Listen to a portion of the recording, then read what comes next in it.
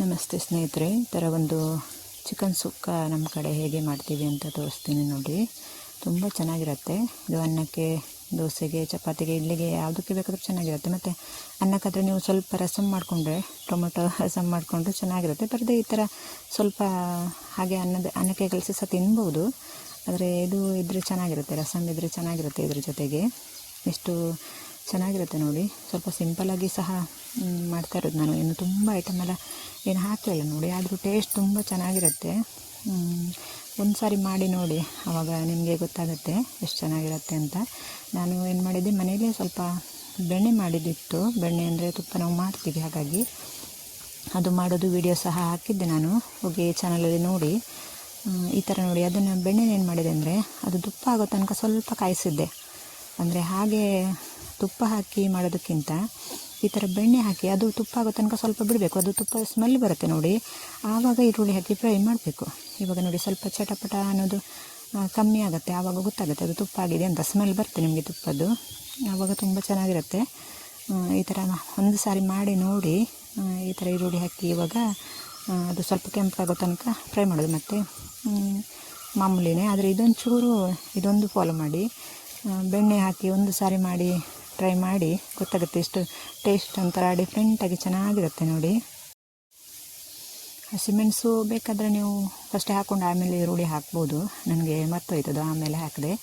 ಪರವಾಗಿಲ್ಲ, ಏನು ತೊಂದರೆ ಇಲ್ಲ ಆಮೇಲೆ ಹಾಕಿದ್ರು. ಮತ್ತು 2 ಟೊಮೊಟೊ ಹಾಕಿದ್ದೇನೆ ನೋಡಿ. ಟೊಮೊಟೊ ಬೇಕಂದರೆ ನೀವು ಹಾಕ್ಕೋಬೋದು, ಇಷ್ಟೆರಡು ಹಾಕ್ಬೋದು. ಇಲ್ಲ ಅಂದರೆ ನೀವು ಸ್ವಲ್ಪ ಹುಣಸೆ ಹಣ್ಣಿಂದು ನೀರು ಹಾಕಿದರೂ ಆಗುತ್ತೆ, ಸ್ವಲ್ಪ ಹಾಕ್ಬೋದು. ಬೇವಿನ ಎಲೆ ಎಲ್ಲ ಹೀಗೆ ಹಾಕಿದ್ದೆ ನೋಡಿ. ನನಗೆ ಬೇವಿನ ಎಲೆ ತುಂಬ ಇಷ್ಟ, ಅದಕ್ಕೆ ಕೆಲವೊಂದು ಅಡುಗೆಗೆ ಜಾಸ್ತಿ ಹಾಕ್ತೀನಿ ನಾನು ಬೇವಿನ ಎಲೆನೇ. ಆರೋಗ್ಯಕ್ಕೆ ಸಹ ಒಳ್ಳೆಯದು ಅದು, ಅದಕ್ಕೆ. ಮತ್ತು ಅರಿಶಿಣ ಪುಡಿ. ಮತ್ತು ಇಲ್ಲಿ ಒಂಚೂರು ಸ್ಕಿಪ್ ಆಯಿತು ವೀಡಿಯೋದು, ನಾನು ಇದು ಹಾಕಿದ್ದೆ, ಉಪ್ಪು ಹಾಕಿದ್ದೆ ನೋಡಿ. ಟೊಮೊಟೊ ಚೆನ್ನಾಗಿ ಕರಗುತ್ತೆ ಅಂತ, ಚೆನ್ನಾಗಿ ಈರುಳ್ಳಿ ಟೊಮೊಟೊ ಎಲ್ಲ ಬೇಯಲಿ ಅಂತ ಉಪ್ಪು ಹಾಕಿದ್ದೆ, ಬೇಗ ಕರಗ್ತು ನೋಡಿ.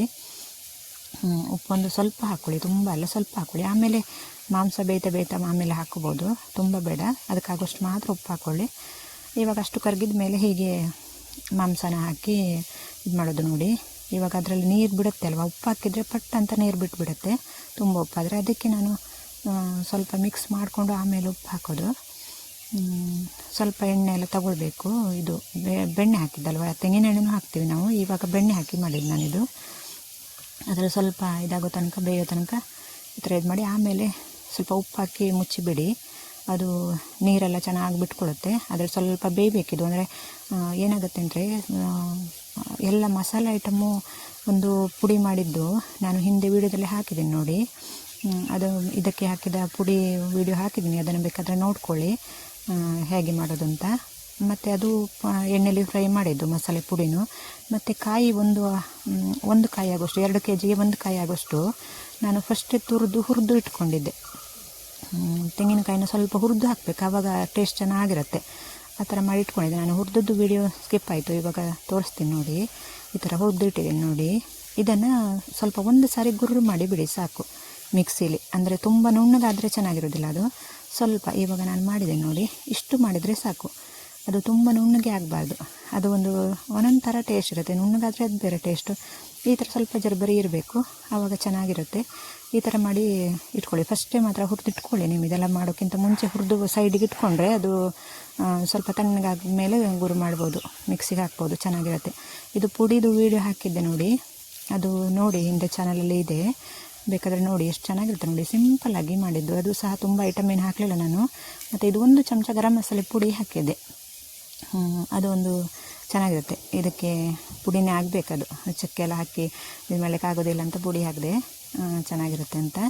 ಅದೊಂದು ಚಮಚ ಹಾಕ್ಕೊಳ್ಳಿ ನೀವು. ಇಷ್ಟ ಆದಮೇಲೆ ನೋಡಿ, ಇವಾಗ ಸ್ವಲ್ಪ ಅಂದರೆ ಸರಿ ಮಿಕ್ಸ್ ಮಾಡಿ, ಕಾಯೆಲ್ಲ ಹಾಕಿ ಮಿಕ್ಸ್ ಮಾಡಿ. ಇವಾಗ ಮುಚ್ಚಿ ಸ್ವಲ್ಪ ಹೊತ್ತು, ಇದು ಏನು ಗೊತ್ತಾ, ನೀರು ಬಿಡ್ತು ನೋಡಿ. ಇವಾಗ ನಾನು ಅದೇ ಹೇಳಿದ್ದು, ನೀರು ಹಾಕಬಾರ್ದು ಇದಕ್ಕೆ. ನೀರು ಮಸಾಲೆ ಜೊತೆಗೆಲ್ಲ ನೀರು ಯಾವುದು ಹಾಕಬಾರ್ದು. ಇವಾಗ ತೊಳೆದೆಲ್ಲ ಯಾವುದು ಹಾಕಬಾರ್ದು, ಅದರಲ್ಲಿರೋ ನೀರು ಮಾತ್ರನೇ, ಬೇರೆ ನೀರು ಹಾಕಬಾರ್ದು. ಅದರಲ್ಲೇ ಬೆಂದುಬಿಡುತ್ತೆ ಅದು. ನೀವು ಅದರಲ್ಲಿ ಚಿಕನಲ್ಲಿ ಏನು ಬೇಯಿಸಿದಾಗ ಉಪ್ಪು ಹಾಕಿದ ತಕ್ಷಣ ನೀರು ಬಿಡುತ್ತೆ ನೋಡಿ, ಅದರಲ್ಲೇ ಬೆಂದುಬಿಡುತ್ತೆ. ಎಕ್ಸ್ಟ್ರಾ ನೀರು ಮಾತ್ರ ಉಪಯೋಗಿಸ್ಬೇಡಿ, ಅದು ಬೇರೆ ಟೇಸ್ಟ್ ಆಗುತ್ತೆ. ಇದು ನೀರು ಹಾಕದೆ ಮಾಡೋದು, ಅದರಲ್ಲೇ ಬಿಟ್ಟ ನೀರದು ತುಂಬ ಟೇಸ್ಟ್ ಅದು. ಅದಕ್ಕೆ ಹೇಳ್ತಿರೋದು, ಅಷ್ಟೇ ಸಾಕಾಗುತ್ತೆ. ನಿಮಗೆ ಡ್ರೈ ಬೇಕು ಅಂದರೆ, ನಿಮಗೆ ಇವಾಗ ಅನ್ನಕ್ಕೆಲ್ಲ ಸ್ವಲ್ಪ ಗಸಿ ಬೇಕು ಅಂದರೆ ಆವಾಗ ಸ್ವಲ್ಪ ನೀರು ಹಾಕ್ಕೋಬೋದು. ಆದರೆ ಇದನ್ನು ಹೀಗೆ ಡ್ರೈ ಮಾಡಬೇಕು ಅಂದರೆ ಈ ಥರ ಮಾಡಿ ಚೆನ್ನಾಗಿರುತ್ತೆ. ಮತ್ತು ನೀವು ನೋಡಿ ಡೈಲಿ ಅಡುಗೆ ಮಾಡಿ ಡೈಲಿ ಊಟ ಮಾಡುವಾಗ ಡೈಲಿ ಇದನ್ನೇ ಮಾಡ್ತೀರಿ ಅಂತಲ್ಲ, ಹಾಗೆ ಹೇಳಿದ್ದು ನಾನು. ಆವಾಗ ಸ್ವಲ್ಪ ಎಣ್ಣೆ ಮತ್ತು ತುಂಬ ಎಣ್ಣೆಲೇ ಬೇಯಿಸಿ ಇದು ಮಾಡೋದು. ನಾನು ಇವಾಗ ಬೆಣ್ಣೆ ಆದರೂ ತುಂಬ ಏನು ಹಾಕಲಿಲ್ಲ ನೋಡಿ, ನೀವು ನೋಡಿದ್ರಲ್ಲ. ಹಾಗೇ ಇದು ಟೇಸ್ಟ್ ಆಗುತ್ತೆ.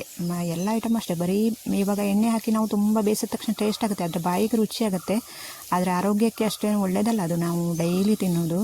ಹಾಗಾಗಿ ನಾನು ಈ ಥರ ಸ್ವಲ್ಪ ಕಮ್ಮಿ ಇದು ಎಣ್ಣೆಲ್ಲ ಉಪಯೋಗಿಸಿ ಹೇಗೆ ಮಾಡೋದು ಆ ಥರ ಅಡುಗೆಗಳನ್ನೇ ಜಾಸ್ತಿ ಮಾಡ್ತೀನಿ. ಎಣ್ಣೆ ಇದೆಲ್ಲ ಜಾಸ್ತಿ ಹಾಕಿದ್ರೆ ಚೆನ್ನಾಗಿರುತ್ತೆ. ಹೌದು, ಇದು ತೆಂಗಿನ ಎಣ್ಣೆ ಎಲ್ಲ ಹಾಕಿ ಸಹ ಮಾಡ್ತೀವಿ ನಾವು. ಇದು ಬೆಣ್ಣೆ ಸಿಗುತ್ತೆ ನೋಡಿ, ಬೆಣ್ಣೆ ಹಾಕಿ ಒಂದು ಸಾರಿ ಮಾಡಿ ನೋಡಿ, ಆರೋಗ್ಯಕ್ಕೆ ಅದು ಸಹ ಒಳ್ಳೆಯದು. ಬೆಣ್ಣೆ ತುಪ್ಪ ಎಲ್ಲ ಒಳ್ಳೆಯದಲ್ವ. ಇವಾಗ ಚಿಕನ್ ಸ್ವಲ್ಪ ಹೀಟ್ ಅಂತಾರಲ್ವ, ಅದಕ್ಕೆ ಇದು ಬೆಣ್ಣೆ ಹಾಕಿ ಅದು ಸ್ವಲ್ಪ ತುಪ್ಪ ಆಗುತ್ತಲ್ಲ, ಅದು ಸ್ವಲ್ಪ ಆರೋಗ್ಯಕ್ಕೆ ಸಹ ಅದು ಒಳ್ಳೆಯದಾಗುತ್ತೆ. ಮತ್ತು ಟೇಸ್ಟ್ ಅಂತೂ ತುಂಬ ಚೆನ್ನಾಗಿರುತ್ತೆ. ನಾನಿವಾಗ ಇದು ನಮ್ಮದು ಬಾಯ್ಲ್ಡ್ ರೈಸು ಜಾಸ್ತಿ ನಾವು ಊಟ ಮಾಡೋದು ಇದೇನೇ ಊಟ ಮಾಡೋದು, ಅದಕ್ಕೆ ಹಾಕಿ ತೋರಿಸ್ತೀನಿ ನಿಮಗೆ. ಈ ಥರ ನೋಡಿ, ಇದಕ್ಕೆ ತುಂಬ ಚೆನ್ನಾಗಿರುತ್ತೆ. ಹೇಗಿದೆ ಅಂತ ನನಗೆ ಒಂದು ಕಾಮೆಂಟ್ ಮಾಡಿ ತಿಳಿಸಿ. ಮತ್ತು ನನ್ನ ಚಾನಲ್ ಸಬ್ಸ್ಕ್ರೈಬ್ ಮಾಡ್ಕೋದೇ ನೋಡ್ತಾ ಇದ್ದರೆ ಸಬ್ಸ್ಕ್ರೈಬ್ ಮಾಡ್ಕೊಂಡು ನೋಡಿ, ಲೈಕ್ ಮಾಡಿ, ಶೇರ್ ಮಾಡಿ. ಧನ್ಯವಾದಗಳು ಇಷ್ಟೊತ್ತು ವಿಡಿಯೋ ನೋಡಿದ್ದಕ್ಕೆ. ಚೆನ್ನಾಗಿದೆ ಒಂದು ಕಾಮೆಂಟ್ ಮಾಡಿ ತಿಳಿಸಿ. ಈ ಥರ ನೋಡಿ ಎಷ್ಟು ಚೆನ್ನಾಗಿರುತ್ತೆ ನೋಡಿ. ಧನ್ಯವಾದಗಳು. ನಮಸ್ತೆ ಇಷ್ಟೊತ್ತು ವಿಡಿಯೋ ನೋಡಿದ್ದಕ್ಕೆ.